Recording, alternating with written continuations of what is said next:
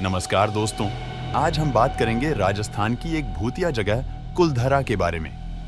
जब भी भारत की सबसे रहस्यमयी और डरावनी जगहों की बात होती है, तो सबसे पहले कुलधरा गांव का नाम जरूर लिया जाता है। लोक कथा के अनुसार यह गांव 100 साल से नहीं बल्कि 200 सालों से भी अधिक समय से वीरान पड़ा हुआ है। एक ऐसा गांव जो रात ही रात में वीरान हो गया और सदियों से लोग आज तक नहीं समझ पाए कि आखिर इस गांव के वीरान होने का राज्य क्या था।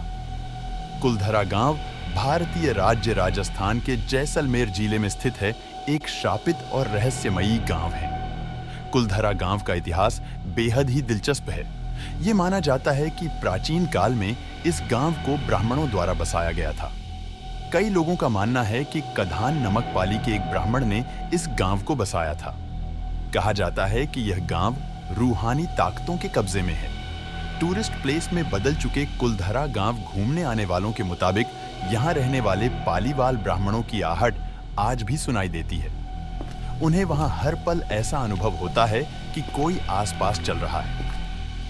बाजार के चहल पहल की आवाजें आती हैं। महिलाओं के बात करने और उनकी चूड़ियों और पायलों की आवाज हमेशा ही आती रहती है। प्रशासन ने इस गांव की सरहद पर एक फाटक बनवा दिया है, जिसके पार दिन में तो सैलानी घूमने आते रहते हैं, लेकिन रात में इस फाटक को पार करने की कोई हिम्मत नहीं करता है। कुलधरा गांव के वीरान होने को लेकर एक अजीबोगरीब रहस्य है। दरअसल कुलधरा की कहानी शुरू हुई थी आज से करीब 200 साल पहले, जब कुलधरा खंडहर नहीं था बल्कि आसपास के 84 गांव पालीवाल ब्राह्मणों से आबाद हुआ करते थे। लेकिन फिर जैसे कुलधरा को किसी की बुरी नजर लग गई, वो शख्स था रियासत का दीवान सालम सिंह। अय्याश दीवान सालम सिंह, जिसकी गंदी नजर गांव की एक खूबसूरत लड़की पर पड़ गई थी। दीवान उस लड़की के पीछे इस कदर पागल था कि बस किसी तरह से उसे पा लेना चाहता था। उसने इसके लिए ब्राह्मणों पर दबाव बनाना शुरू कर दिया। हद तो तब हो गई कि जब सत्ता के मद में चूर उस दीवान ने लड़की के घर संदेश भिजवाया कि यदि अगले पूर्णमासी तक उसे लड़की नहीं मिली तो वह गांव पर हमला करके लड़की को उठा ले जाएगा। दीवान और गांव वालों की ये लड़ाई अब एक कुंवारी लड़की के सम्मान की भी थी और गांव के आत्मसम्मान की भी। गांव की चौपाल पर पालीवाल ब्राह्मणों की बैठक हुई और 5000 से ज्यादा परिवारों ने अपने सम्मान के लिए रियासत छोड़ने का फैसला ले लिया। कहा जाता है कि निर्णय लेने के लिए सभी 84 गांव वाले एक मंदिर पर इकट्ठा हो गए और पंचायतों ने फैसला किया कि कुछ भी हो जाए अपनी लड़की उस दीवान को नहीं देंगे। अगली शाम कुलधरा कुछ यूं वीरान हुआ कि आज परिंदे भी उस गांव की सरहदों में दाखिल नहीं होते। कहते हैं गांव छोड़ते वक्त उन ब्राह्मणों ने इस जगह को श्राप दिया था। आपको बता दें कि बदलते वक्त के साथ 82 गांव तो दोबारा बन गए, लेकिन 2 गांव कुलधरा और खाभा तमाम कोशिशों के बाद भी आज तक आबाद नहीं हुए हैं। ये गांव अब भारतीय पुरातत्व विभाग के संरक्षण में हैं, जिसे दिन की रोशनी में सैलानियों के लिए रोज खोल दिया जाता है। कुलधरा गांव में एक मंदिर है जो आज भी श्राप से मुक्त है। एक बावड़ी भी है जो उस दौर में पीने के पानी का जरिया था।